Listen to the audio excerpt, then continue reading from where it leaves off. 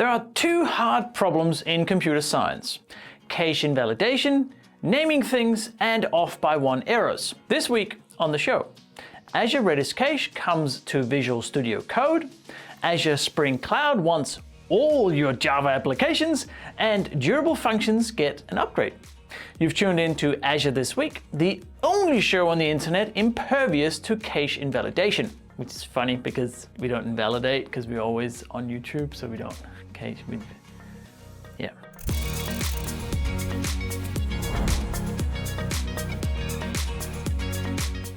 Azure Cache for Redis is an in-memory data store that is used to power fast, scalable applications. Visual Studio Code is one of the leading and most loved development tools for building any kind of application. And now those two are being paired in a union of cloud memory data development awesomeness. This new extension for VS Code will let you view, test, and debug your caches in one streamlined experience. By authenticating with your Azure account, you don't have to keep track of connections and access keys, giving you more time to focus on development. Yay! You can install the Redis Cache extension directly in VS Code and start using it right away. Now go do some caching.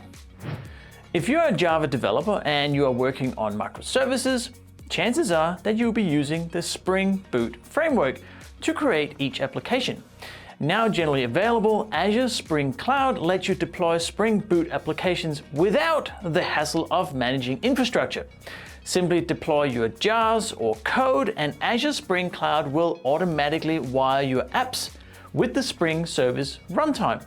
Azure Spring Cloud is now available in 10 regions, 10, with a promise of 10 more regions in the coming months. Azure Spring Cloud is jointly built, operated, and supported by Microsoft and VMware, so you kind of get two clouds for the price of one. Some of the new features include distributed tracing, managed virtual networks, and auto-scaling. Read more about it all in the link in the description. Azure Functions is at the heart of the serverless experience on Azure, and boy do we love serverless at A Cloud Guru.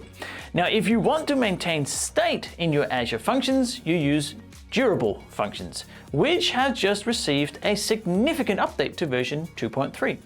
This new release includes features for geo-redundancy, partition management strategies, long-running timers, logging, and much more.